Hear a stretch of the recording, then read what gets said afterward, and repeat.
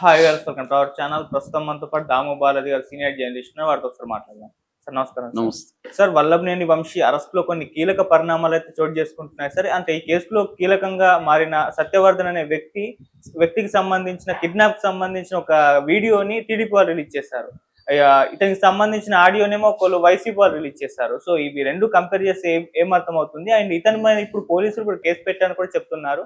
మరి ఏం కేసు పెట్టారు? అసలు ఏం జరుగుతుంది వల్లభనేని వంశీ ఇష్యూలో? మరి మీరేం చెప్తారు సార్ దీనికి సంబంధించి? వల్లభనేని వంశీ అరెస్ట్కి సంబంధించి రోజుకొక ట్విస్ట్ చోటు చేసుకుంటుంది. లేటెస్ట్గా నిన్న జగన్ జైలుకెళ్ళి జైల్లో వల్లభనేని వంశీని పరామర్శించి బయటకు వచ్చి చాలా తీవ్రంగా కామెంట్లు చేశాడు.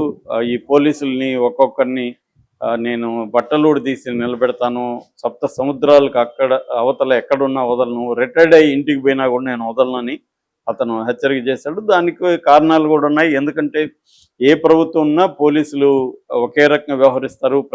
పోలీసులు ఏంటంటే అధికార పక్షం ఏం చెప్తే అది చేస్తారు. ఎందుకంటే వాళ్ళకి ప్రమోషన్లు కావాలి, వాళ్ళకి కోరుకున్న పోలీస్ స్టేషన్కి ట్రాన్స్ఫర్లు కావాలి కోరుకున్న చోటికి.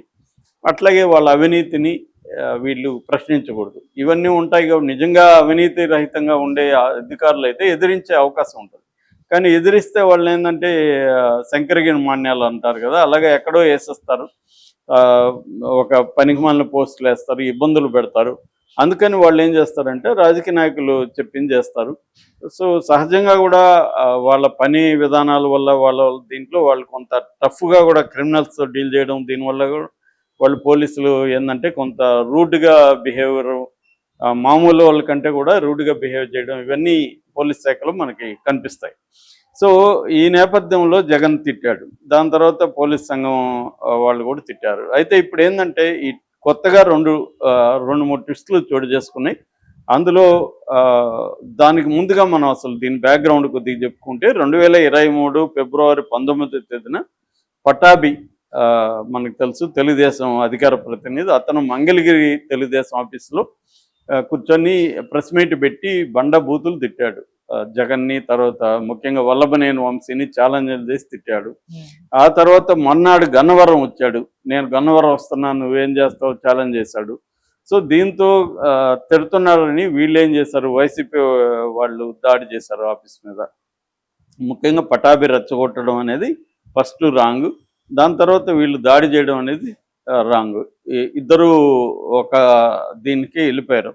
దాంతో 2023 ఫిబ్రవరి 23న ఈ తెలుగుదేశం పార్టీ తరఫున కంప్లైంట్ ఇచ్చారు పోలీసులకి. సత్యవర్ధన్, అతని పేరు మొడమూరి సత్యవర్ధన్ అనే వ్యక్తి పేరుతో కంప్లైంట్ ఇచ్చారు. కంప్లైంట్ ఇచ్చినప్పుడు 161 స్టేట్మెంట్ కూడా పోలీసులకు ఇచ్చారు. ఆ కంప్లైంట్లో వంశీ పేరు లేదనేది వైసీపీ వాళ్ళు చెప్తున్నారు. అట్లాగే అతను ఇచ్చిన 161 స్టేట్మెంట్లో కూడా వంశీ పేరు లేదు. పైగా నేను ఎవరు వచ్చారో నేను చూడలేదని చెప్తున్నారు. సో అది జరిగిందనమాట. దాంట్లో వంశీ లేడనేది చెప్తున్నారు. ఆ వీడియోలో కూడా వంశీ ఎక్కడ లేడు, టీడీపీ వాళ్ళు ఉన్నారు. వంశీ ప్రేరేపణ అనేది ఉండొచ్చు. ప్రేరేపించడం కూడా నేరమే కాబట్టి వంశీ మీద కేసు పెట్టడం తప్పు కాదు. సో అలాగా వంశీ మొత్తంగా 88 మంది దీంట్లో ఇన్వాల్వ్ అయినట్టుగా కేసు పెడితే అందులో 45 మందిని ఆల్రెడీ అరెస్ట్ చేశారు. వంశీ A71గా ఉన్నాడు. అయితే దీంట్లో వంశీని అరెస్ట్ చేసిన A71 కాబట్టి బెయిల్ వచ్చేస్తుందని చెప్పి వంశీని అలా అరెస్ట్ చేయకుండా పెట్టుకున్నారు. ఈ లోపల ఏం జరిగింది, ఈ సత్యవర్ధన్ అనే వ్యక్తి కోర్టుకి వెళ్ళి ఒక స్టేట్మెంట్ ఇచ్చాడు. అదేంటంటే నేను అసలు కంప్లైంట్ నేను ఇవ్వలేదు, అక్కడ బచ్చుల సుబ్రహ్మణ్యం అని టీడీపీ నాయకుడు నా దగ్గరికి వచ్చి ఇట్లా కంప్లైంట్ ఇస్తున్నాము, నువ్వు సాక్షి సంతకం చేయాలా, ఎందుకంటే ఈ అబ్బాయి 24 ఏళ్ళ కుర్రాడు, కంప్యూటర్ ఆపరేటర్గా పనిచేస్తున్నాడు. సో నువ్వు సాక్షి సంతకం చేయంటే నేను అసలు కంటెంట్ కానీ పేర్లు కానీ ఏమి చదవలేదు, తెలుగుదేశం నాయకుడు చెప్పాడు కాబట్టి నేను సంతకం చేశాను, సాక్షి అనుకొని చేశాను, అది కంప్లైంట్ నేను ఇస్తున్నట్టుగా ఇస్తున్నారని నాకు తెలియదని ఆ అబ్బాయి కోర్టులో చెప్పాడు. రెండోది, ఒకవేళ నా పేరుతో ఉంది కాబట్టి టెక్నికల్గా నేను విత్డ్రా చేసుకుంటున్నాను, మా ఇంట్లో వాళ్ళు నన్ను తిడుతున్నారు, నాకు ఈ కేసు ఉంటే నాకు ఉద్యోగం, నేను హైదరాబాద్లో జాబ్ చేసుకున్నా, నా జాబ్కి ఇబ్బంది, ఇవన్నీ కోర్టులో అతను స్టేట్మెంట్ ఇచ్చాడు. ఎప్పుడు మన 10వ తేదీన ఫిబ్రవరి 10వ తేదీన కోర్టులో స్టేట్మెంట్ ఇచ్చాడు. దీన్ని తెలుగుదేశం వాళ్ళు ఏం చేశారంటే ఫిబ్రవరి 11న ఈ అబ్బాయి మీద ఒక కంప్లైంట్ ఇప్పించారు. తెలుగుదేశం నాయకురాలు రమాదేవి అని ఆమె పేరుతో ఒక కంప్లైంట్ ఇప్పించారు. ఆ కంప్లైంట్ ఏముందంటే ఈ అబ్బాయి 5 లక్షలు డబ్బులు తీసుకొని ఇలాగా ఫిరాయించాడు, నన్ను డిమాండ్ చేశాడు, మీరు కానీ ఎక్కువ ఇప్పిస్తే నేను మీరు చెప్పినట్టే చెప్తాను, నాకైతే వాళ్ళు 5 లక్షలు ఇచ్చారు, మీరు ఎక్కువ ఇస్తే నేను మీరు చెప్పినట్టు చెప్తానని కూడా మమ్మల్ని డిమాండ్ చేశాడు, మేము ఇవ్వలేదు, కాబట్టి ఇతన్ని అరెస్ట్ చేయండి అని కేసు పెట్టారు. ఆ కేసు పెట్టి ఇతన్ని A5గా పోలీసులు పెట్టారు, ఇంకొక 4 ఇతన్ని. ఇక్కడ మనకు అర్థమవుతుండేది ఏంది, వీళ్ళకి తెలుగుదేశం వాళ్ళు పెట్టిన కేసు ప్రకారం ఏమర్థమవుతుంది, సత్యవర్ధన్ అనే వ్యక్తి వైసీపీ వాళ్ళ దగ్గర డబ్బులు తీసుకొని తన కంప్లైంట్ని వెనక్కి తీసుకుంటున్నట్టు కోర్టులో అఫిడవిట్ ఇచ్చాడు అనేది కదా అర్థమవుతుంది. కానీ తెలుగుదేశం తర్వాత దీన్ని ఎలా చిత్రీకరించిందంటే సత్యవర్ధన్ని కిడ్నాప్ చేసి వంశీ బెదిరించాడు, అందుకే సత్యవర్ధన్ విత్డ్రా చేసుకున్నాడు అనేది చెప్పారు. సో దీంట్లో తెలుగుదేశం వాళ్ళే 2 వెర్షన్లు చెప్తున్నారు. అఫిషియల్గా కేసు పెట్టిన వెర్షన్లు ఏమో ఇతను డబ్బులు తీసుకుని ఫిరాయించాడని, ఇటేమో వంశీ కిడ్నాప్ చేశారని కొత్త కేసు పెట్టించి ఎవరు వాళ్ళ బ్రదర్ దగ్గర, ఇతను పెట్టలేదు, సత్యవర్ధన్ పెట్టలేదు, సత్యవర్ధన్ బ్రదర్ దగ్గర కిడ్నాప్ కేసు పెట్టించి కిడ్నాప్ కేసులో A1గా వంశీని పెట్టించి అరెస్ట్ చేశారు. నిజానికి ఈ కేసులు కోర్టులో నిలవని వాళ్ళకి కూడా తెలుసు. కానీ ఇదేంటంటే ఏదో ఒక రకంగా ఈ కేసు వీగిపోకూడదు కాబట్టి దీన్ని ఇంకొక రకంగా చేయాలి.